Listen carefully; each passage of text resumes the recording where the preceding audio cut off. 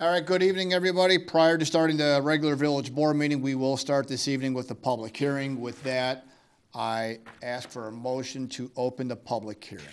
So moved. Second. Motioned by Kirkland, seconded by trustee Luciano. Roll call, please. Carroll, Yes. Kirkland, Yes. Luciano, Yes. Selfridge, Yes. and Brockman. Yes. All right, with that, we are going to have a public hearing regarding Village of Shorewood's water system improvements. With that, I'm going to go ahead and turn it right over to our village engineer, Brian Walsh. Thank you. Hello, everyone. This is just kind of a housekeeping item. This is the last step that we have to go through to get planning approval for the EPA loan for the lake water improvements. Getting planning approval allows us to then submit a loan application. So EPA's, they've taken a look at the environmental impacts, are getting ready to approve it, and now part of the process is this public hearing to solicit information from the public, and it also opens up a 10-day comment period that the public has. If there are no information that comes forward that's new to the EPA that they didn't already know, then the planning will get approved and we'll be continuing to move forward in the loan process. So just a housekeeping item, but we have to, we need to solicit the public opinion tonight and then over the next 10 days. There will be EPA's project summary and preliminary environmental impact determination letter is available at Village Hall for the next 10 days for the public to come in and review if they're so inclined. Very good. Does anybody have any questions for Mr. Walsh regarding that? If not, I'll take a motion to close the public hearing. So moved. Can we at least just ask, make sure no one here has any comments from the public, just to confirm? Anybody from the public attending have any questions or comments? Seeing none, take a motion to close the public hearing. So moved. Again, motion Kirkland, second Luciano. Roll call, please. Kirkland, Yes. Luciano, Yes. Selfridge, Yes. Brockman, Yes. and Carroll. Yes. All right, with that, the public hearing is closed. With that, I will ask to call the regular village board meeting of January 24th, 2023 to order. Please join me with the Pledge of Allegiance. Pledge allegiance to the flag of the United States of America and to the republic for which it stands, one nation, under God, indivisible, with liberty and justice for all.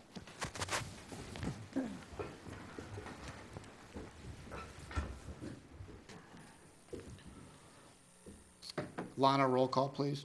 Mayor DeBold, Here. trustees Brockman, Here. Carroll, Here. Chapman, Kirkland, Here. Luciano, Here. and Selfridge. Here. All right. With that, we'll move into our citizen segment. Are there any citizens wishing to address the village board? Seeing none. Lana, also adjust the roll call, please, that trustee Chapman is present. Yes, he is. Thank you. No problem. All right, with that, we will move into this evening's consent agenda. Item number 1 will be approval of the regular meeting minutes of January 10, 2023. Item number 2 will be approval of accounts payable in the amount of $525,070.01. Approval of payment in the amount of $32,031 to Lane Christensen for well 9 rehab. Payment in the amount of $75,910.19 to Warehouse Direct for Public Works Facility Furniture. Payment in the amount of $66,584.68 to H&H Electric for the work completed on the River Road street lighting project. And approval of payment in the amount of $142,119.87 to National Power Routing for our sanitary sewer I&I project. Are there any items a trustee has a question for or anything, or amendments or anything of that nature regarding consent? Make a motion to approve the consent agenda. Second. Motion Luciano, second Carroll. Roll call, please. Luciano, Yes. Selfridge, Yes. Brockman, Yes. Carroll, Yes. Chapman, Yes. and Kirkland. yes, All right, consent agenda's been approved. Reports and communication be our next line item for discussion. I don't have anything at this moment. Lon, was there anything that you had received otherwise? Correspondence, thank you. Seeing none, we will move to agenda item E, will be our order of business for the evening. Item number 1, be consideration for approval of the Police Pension Board reappointments of Paul Hertzman for a 2-year term and Chris J. for a 1-year term. This is more of a housekeeping issue. This one is on me regarding this formality. We had been doing some 1-year reappointments, so this year we're creating a little bit of the stagger, so that way we're not having to come back every year and do 1, 2, and 3. At least we'll be able to just do one at a time and keep the appointments in check, so. Paul Hertzman's also a resident of the village, so is Mr. Dre. I think everybody may be familiar with a couple of those individuals. They've been on the board the last year or two and served us well, so. If so, I'll take a motion to approve. I move to approve the Police Pension Board reappointments of Paul Hertzman for a 2-year term and Chris Dre for a 1-year term. Second. Motion Kirkland, second Carroll. Roll call, please. Selfridge, Yes. Brockman, Yes. Carroll, Yes. Chapman, Yes. Kirkland, Yes, and Luciano. Yes. All right. Item number 1 is approved. Item number 2 will be consideration for approval of an ordinance establishing fines and costs for offenses prosecuted pursuant to the administrative adjudication process and repealing the administrative compliance ticket program. This item is up for a second read. Attorney Murphy is here from our legal firm. Chief Arnold is also here, and the Administrator Klima will help go ahead and cover this topic. So with that, I'll go ahead and let's turn it over to the chief.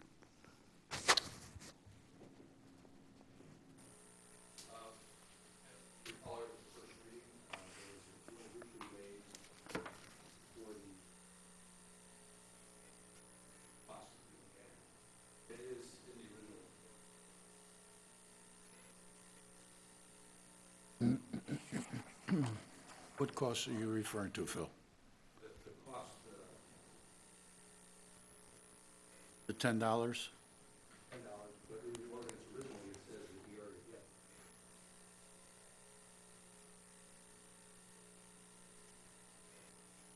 Building department's been several.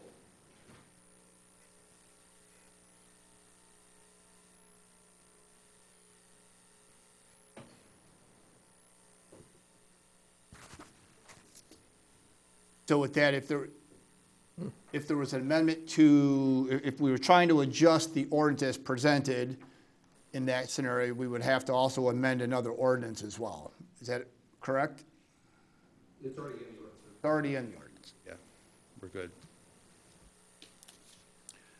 So in the ordinance, the adjudicator has the right to charge whatever he wants to according to the ordinance. Yes.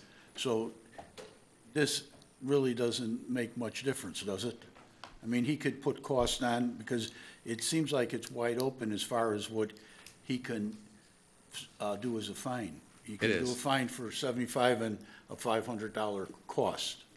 He could, yes. So this isn't really as important as you might think it is We it? really don't need it. It's already in the, it lists in the ordinance, imposing in addition to fines, administrative and/or enforcement costs, and when applicable, imposing costs incurred by the village for affecting compliance with the code provisions for which a respondent has been found liable. So that was already in the ordinance that he could do that.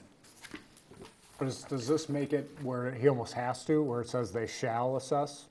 If it says he shall, it does make it that he has to. Okay. I think that's the main difference. One more question I just had. I had this when reading it earlier. Is there any time that a fine would not be levied and they would just have to appear in court, say like when you get a traffic ticket for a certain type of violation, you have to appear in court, there's no fine? Is there something like that that happens here for, say, as an example, a person that may have paid the fine for parking his truck on the driveway, and he may got a second ticket 2 months later and a third one 2 months later? is there any way that there would, in this ordinance, where he can write a ticket or whatever we're calling it? He can write that, he has to appear in front of the adjudicator and no fine? Because it seems like if you pay the fine, you never go in front of the adjudicator. Yeah, that's true. If you pay the fine before the adjudication date, you would not have to. Right. I was just curious about that because you could have repeat offenders, and the whole objective of this is not to fine people, but to get them to clean up whatever violation they have. Right. And they could be ordered to come to the hearing. So that's possible. It is possible, yes. And if there were a case where there was a repeat offender, we have the option to not do this process. We can summon them into regular court and handle it that way. In addition, with the repeat offender, the adjudicator is notified about that by our clerks that are at the adjudication call. Let them know this is the fifth time this has happened, and then the fine is likely to be higher than it was originally, Okay, thank you. just like court. Any other questions? I do. On the fee, the minimum they have to pay is $10 though, over and above the fine. That's what I thought. And we spoke with Dave during the week that they were gonna go with. If you include that in there, that it says shall be $10. Minimum, Wait, or they can charge whatever we want. So In the original ordinance, he could charge whatever he thought was Because reasonable I don't think for the Dave was village. clear on that. In the last meeting, he went back and reviewed that. And then there was a conversation with Aaron during the week that So- they were gonna put that in there. Is that right, Aaron? I thought so when I'm looking at it. Jim, do you see where he put it in? I see, yes, he put it in under, section 1-4A-2, which is in addition to other costs permitted by law or ordinance, the adjudicator shall assess $10 in costs in addition to fine or other penalty or relief.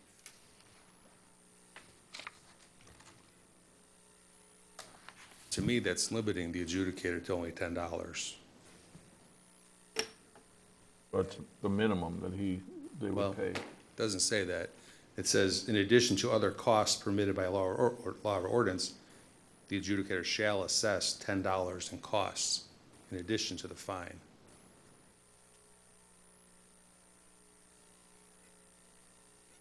Want it to be, well, and then actually, when you have, next ordinance, says ordering regardless of fines imposed or costs assessed.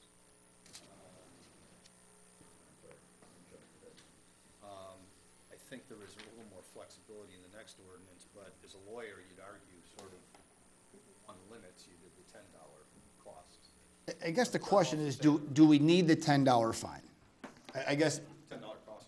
the $10 cost aspect, and I guess my rationale is this. For one, the whole point is to have, and this is going to our residents. This isn't going to people speeding through town. This is a local compliance ticket. So for one, by not having somebody have to go to the courthouse, we're trying to create a win-win, so to speak. You know, it can be handled locally. We can give the correction locally in-house here.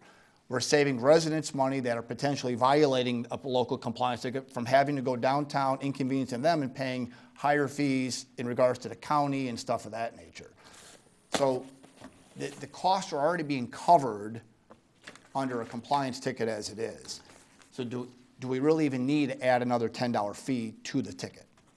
Again, this is our own residents we're talking about. Well, see, now I'm getting confused on it again now, because according to what you read the second one, it says the adjudicator can add any costs that he wants to it. So he can add anything he wants. He can add $750 to it. So that's why I'm saying, what do we need the $10 for? Yeah, I agree it's not needed. I believe the fee structure that was already put in place covers, it covers the fees. We've already made mention, you know, if there's only one case for the adjudicator to be here, we wouldn't ask the adjudicator to come here for one case. We would tell them we would have to put that off.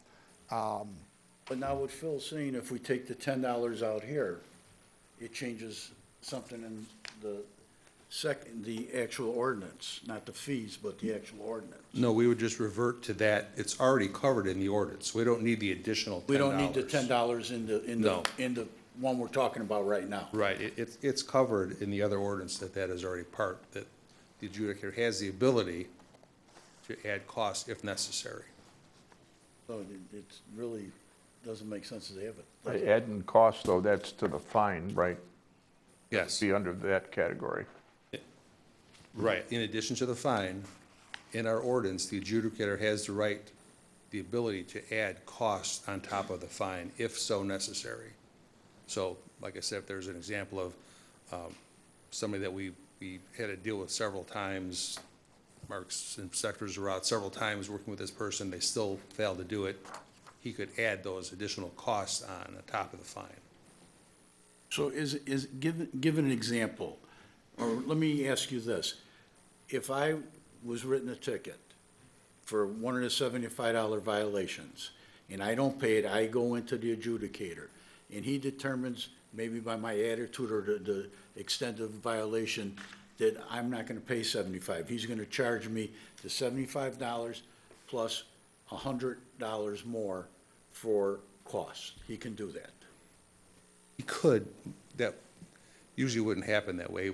Usually the cost is much less than what the fine is, but he could if there was some I'm looking at it, circumstances. It would probably be, pose a $10 cost, but then what the other ordinances allows is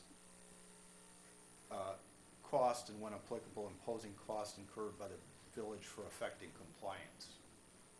So if somebody has to go out and, if it's measurement of a fence or a height, and there's a cost to doing that, that could be imposed on top.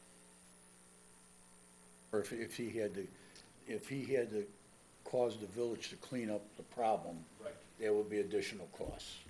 Correct. But that's covered under current ordinance. Yes. And it's covered under the next ordinance too. And that's also adding it in the next one then as well.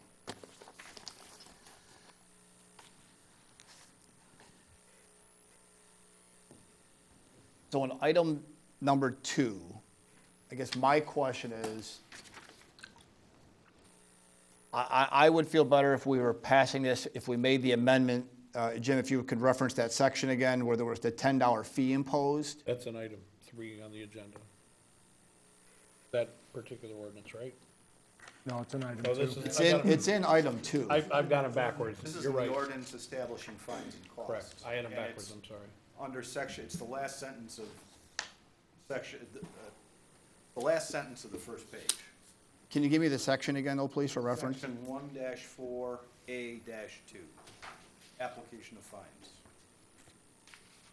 All right, my recommendation is we can approve this ordinance by striking that sentence.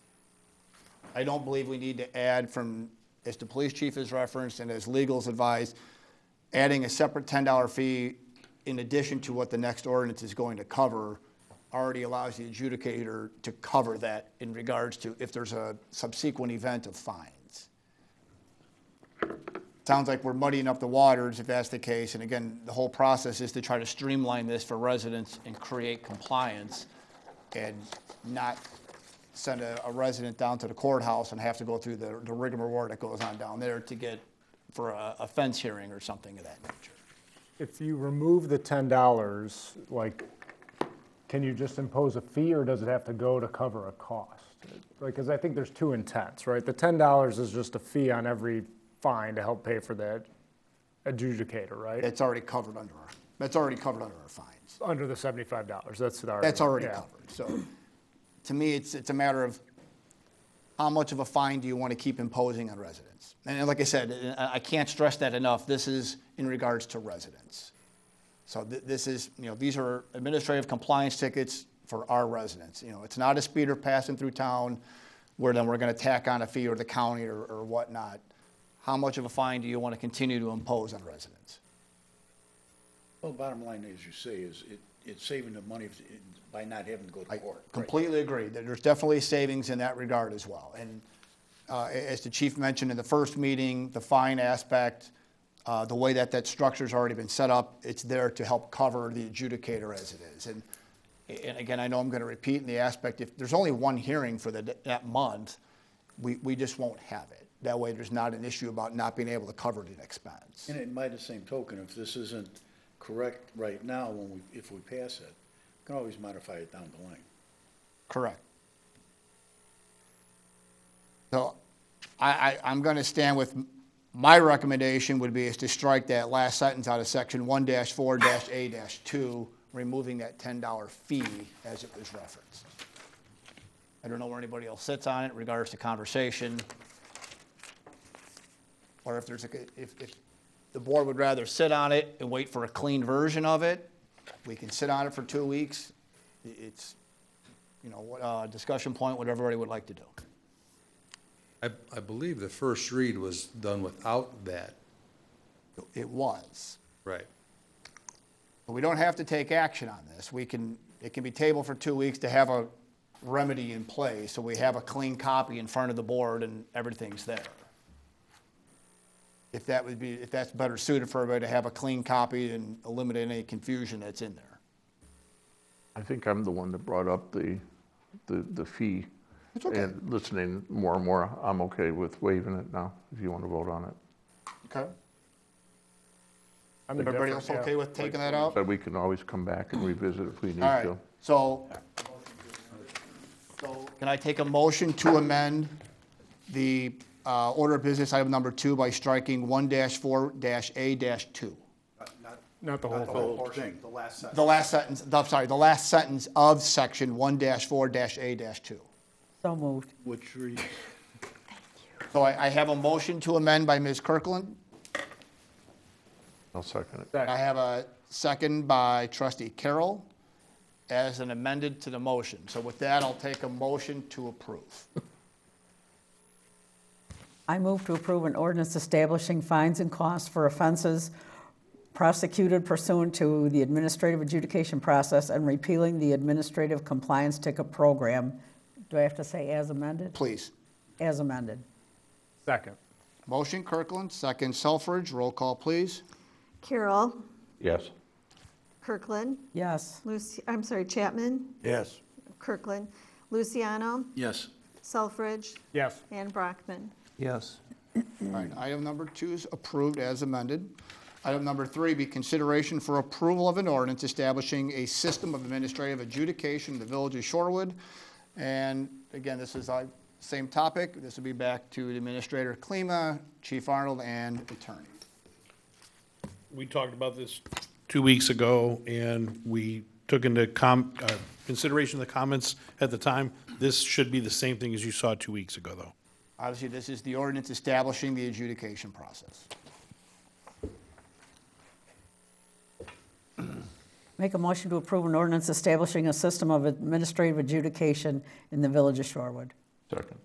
Motion Kirkland, second Carroll. Roll call, please. Chapman, Yes. Kirkland, Yes. Luciano, Yes. Selfridge, Yes. Brockman, Yes. and Carroll.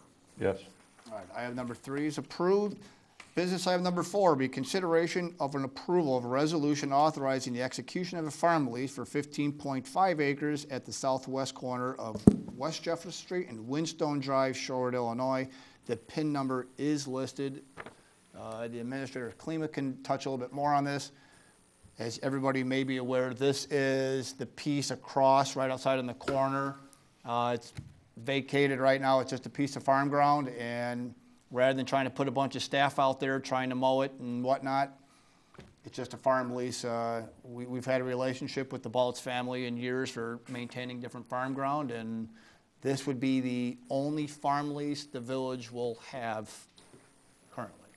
Correct. The other pieces that we had that were being farmed were on the, excuse me, the frontage road where we have the lease with deconstruction. The piece on Black Road, we're gonna plant with Lomo fescue because of the Water Commission's unknown timeline. We don't wanna get into a farm lease up there. Yep. And then obviously on Mound Road where we now have a public works facility. So this will be the only piece that's farmed. Natalie can speak to the specifics because she worked with Mr. Robert Baltz on this particular lease. Sure. Before we get into details, does anybody have any questions regarding a farm lease? If not, I can take a motion, we can just approve it. If everybody's comfortable with the farm lease. This is nothing new, so. Is this a typical, like, market rate for said farm lease? So it's typically what the village has charged other farmers to farm the property. It's probably on the low end of a farm lease, but it's what we've typically charged. And the nice thing about this lease is compared to typical farm leases is if we don't want to do anything in a year, this lease has to be redone each year. So it gives us an out if we need it. Okay. Motion. Okay, make a motion to approve a resolution authorizing the execution of a farm lease for 15.5 acres at the southwest corner of West Jefferson Street and Winstone Drive, Shorewood, Illinois. You want the pen? You don't need to read the pin. It's identified in the line item. Is that an annual lease? Yes, sir. Yes, it had to be renewed. It's a one-year lease. All right. Is that a second then, from you, Mr. Chapman? Second. Thank Yeah. you. I'm sorry. No problem. Second by trustee Chapman. Roll call, please. Kirkland. Yes. Luciano. Yes. Selfridge. Yes. Brockman. Yes. Carroll. Yes. And Chapman. Yes. All right, business item number 5 will be consideration for approval of a contract for a utility rate study with Stantec in the amount of $27,825. Ms. Burkholder can give an overview on this. Thank you. As identified in the memo, we are proposing beginning a water and sewer rate study with Stantec here in advance of our next fiscal year starting. We had proposed this in next year's budget, as you'll see coming up at the budget workshop, but we're looking at a small surplus in the water and sewer fund that would allow us to accommodate any progress billing starting before April 1st, and getting that study wrapped up sooner will allow us to take advantage of those rate-driven revenues for a longer piece of the fiscal year. It has been coming up on 6 years since our last water and sewer rate study. We did that during the 2018 fiscal year, imposing those new rates January 1st of 2018. Since that time, we haven't made any changes to our water or sewer operating revenue. We have been imposed increases by the city of Joliet and passed those on a dollar-for-dollar basis, and then we did add $1 per 1,000 gallons to the water rate last year. That's all set aside for our future lake water needs. So when it comes down to the operations, we're sitting in the same place that we were back in 2018.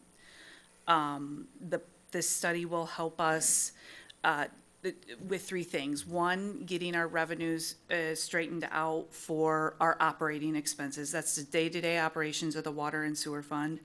2, our water and sewer capital needs, those water main replacements, the sanitary sewer enhancements, all those other big ticket capital water and sewer projects. And 3, getting ready for what we need to do to connect to Lake Michigan water, both the improvements we have to make in town as well as the cost we'll owe to the commission and our eventual cost of purchased water. So we'd like to get ourselves on a trajectory based on the data that we have available to us and what we anticipate other revenues being, in order that our rates enhance slowly over time, rather than having to take those big steps that make those big impacts that a household may not be ready for. We did get a few quotes. The recommended vendor, Stantec, is a consultant with the Grand Prairie Water Group, so they are familiar with what is going on in our region, what our neighbors are doing, and what our needs are going to look like. But I'd be happy to take any questions. So everybody's aware, through the Grand Prairie Water Commission, all the different member agencies, everybody is working at trying to make certain they're funding their capital for this project appropriately. Our finance team looked at this a little while back, and we started making some adjustments to our water rates, as Ms. Burkholder already said. In regards to the sewer aspect of it, we amended our policies a couple of years back where we adjusted the pass-throughs through the city of Joliet, but we never made any adjustments to our sewer operating expense. The cost of operating pipe and everything has just continued to go up. So it's getting very tight in regards to our sewer and water operating fund, and everybody will see that when we go into our budget workshop as well.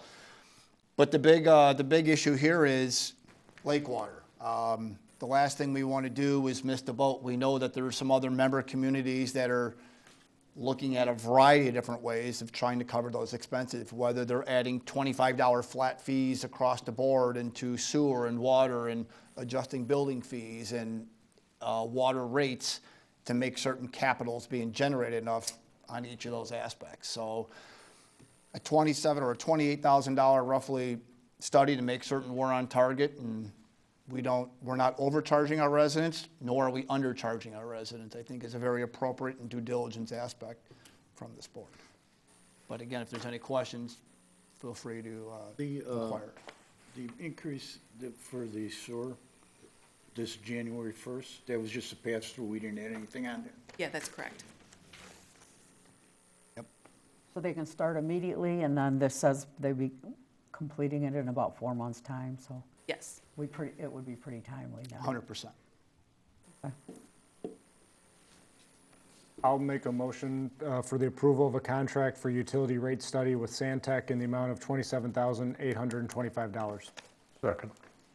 Motion Selfridge, second Carroll. Roll call, please. Luciano, Yes. Selfridge, Yes. Brockman, Yes. Carroll, Yes. Chapman, Yes. and Kirkland. Yes. Item number 5 is approved. Business item number 6 will be consideration for an approval of a resolution authorizing the execution of a web services sales agreement with Revise LLC for website services. Ms. Engel will go over this with everybody. Thank you, Mayor. As you all know, we have a pretty nice website, but it's getting a little bit old. It functions pretty well, but there are some issues. It's on an older platform, and the company that is providing our website services is no longer updating that content management system and that program. So if you can imagine, once a month your computer updates itself. Well, we're no longer getting those updates on our website software. So there's not the new functionality that other websites have. There are also certain aspects of our website, such as our form builder, that are broken, and there's no repair coming down the line. So we felt that it was necessary to look at different options for what software would be best for us. A committee was set up a couple of months ago with various key people in the village, in the staff that work on the website and that have technical knowledge. We looked at our website, we looked at the websites of surrounding towns, and then we really found that there were 3 big vendors who were selling website services to municipalities. So we interviewed the 3 big vendors as well as the company that is currently serving our website. As we went through the process, so we talked to WebEx, which is our current company. We talked to Granicus, we talked to Civic Plus, and we talked to a company named Revise. We were really happy that everybody unanimously preferred the Revise software and thought that was the best option. It was also fairly reasonable, so we are bringing forward a proposal for you today. Revise is a software company that has been around for a number of years. They started off before websites were popular, doing stuff on CD-ROMs, and then kind of morphed into a municipal website company. They've got about 40 employees. They've done 2,300 municipal websites. It's unique because they essentially set you up with a designer who designs the site specifically for your town's needs. They have the ability to make a nice website that's customizable to the village, but then if they need a slightly different look or different menus in the police department or public works or a different department, that can change all within the same system. It has the typical functionality to have minutes and agendas. You can have a master village calendar or calendars for events or police stuff or anything like that. You can do business directories, staff directories, photo galleries. They can integrate Google Maps right into the website. All the typical online forms, social media requests. There's the ability to put in a module that would take public service requests or concerns from the public. They can integrate with social media, which is interesting, so that way if we post something on Facebook or on Twitter, it's instantly updated on our village webpage, or if we put something on the village webpage, we can just click a button and boom, it goes out to our residents on social media. So it's got a lot of functionality. We like it because a newer software that will come with regular updates. They're servicing a lot of municipal clients, so it's very current. It has some functionality our website doesn't have today. It can check to make sure all of our links work. So if we're linking to the county or the chamber or some department at the state, it checks all of those for us. It checks to make sure that we're ADA compliant and that, somebody with low vision could read our stuff. It has a built-in translator, so if somebody wants to read the web page in Spanish and not in English, it can translate that directly for them. It's got what's called responsive web design. So it intuitively knows if you're on a computer or if you're on a tablet and where to put the various buttons in the menus so that you'll read it. And also what you're more likely to be looking up on a computer or tablet. So it rearranges those things for you. They have 24/7 support. And just, all the things you would want in a modern website company. Their price was fairly moderate for this type of service. In the first year, they designed the website for you, so it's really the most. It's $17,700 for the first year. Every subsequent year is $3,900. And then one thing this company does that the others don't is at year 4, they'll refresh the website and do a redesign for you. So as styles change and stuff like that, they'll do that complimentary if you keep going with them. So that's something that we don't have with other companies. We think that if you're interested in this, it would take about 4 or 5 months to get it done. So we'd be looking at going live at the end of the spring, and we would at that time change totally to the shorewoodil.gov domain name, and everything would be moved over onto a new site. It is a fairly common website company. Here's some examples of towns around here that use it. Tinley Park, Frankfurt, Barrington, Hinsdale. There are a number of local municipalities that use it. We've talked to a couple of them, and they're really happy with their service. These are links, so if you want to see any of their websites, I'd be happy to bring you through that, but that may also be too cumbersome for the meeting. I did go out and check some of the links that you sent in your memo, and I will say it is a million times more user-friendly than what we are using today. So I think people would be happy with an updated website for sure.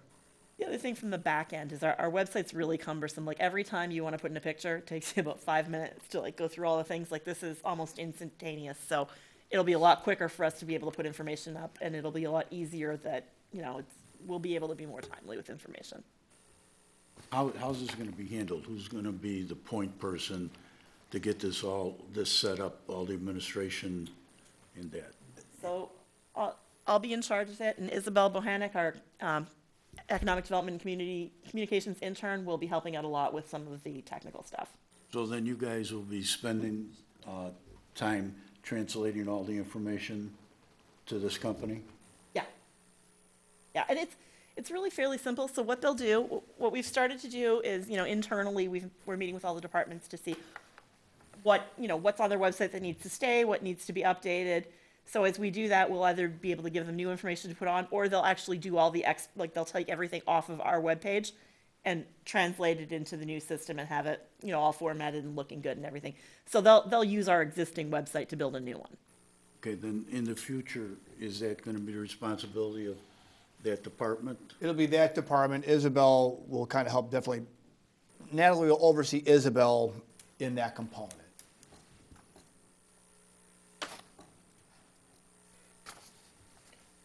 I have a question. Granicus is the company that we're going to go to for the village meetings, right? Yes. So I saw their name. Does this still, I guess, work and integrate with all that video technology? It will still work and integrate with all that video technology. Granicus will really work with any software putting in. We did look at Granicus, and we thought Revise offered more, and in talking to some people who had used different systems, they actually, Granicus wasn't their favorite. Okay. It was maybe a little bit more outdated of a platform, whereas this is much more user-friendly. Okay.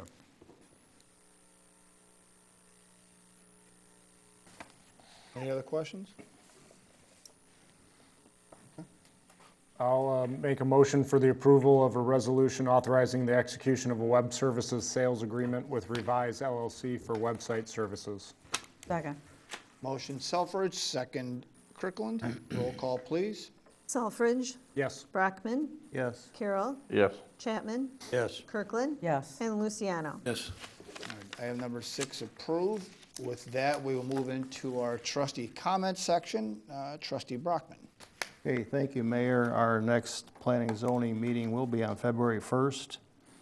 And according to Natalie, we will be going over the outline of the comprehensive plan to prepare the Planning and Zoning Commission for the March 1st public hearing. So that should be interesting, and so February 1st. That's my report, thank you. Very good, thank you. Trustee Carroll? No comment. Thank you. Trustee Chapman? No report. No problem, thank you. Trustee Kirkland? I have nothing. Thank you. Trustee Luciano? The Citizens Advisory Committee will be meeting this Thursday, January 26th at 7 p.m. in the Village Hall, second floor in the boardroom. And as always, if anyone's interested in becoming involved with it, they can contact myself or one of the members through the village website. That's all I have, thanks. No problem, thank you. And Trustee Selfridge? No comment, Mayor. No problem. With that, I'll take a motion to adjourn. So moved. Second. Motion Kirkland, second Selfridge. Roll call, please. Carol, Yes. Chapman, Yes. Kirkland, Yes. Luciano, Yes. Selfridge, Yes. and Brockman. All right, with that, the village board meeting's adjourned.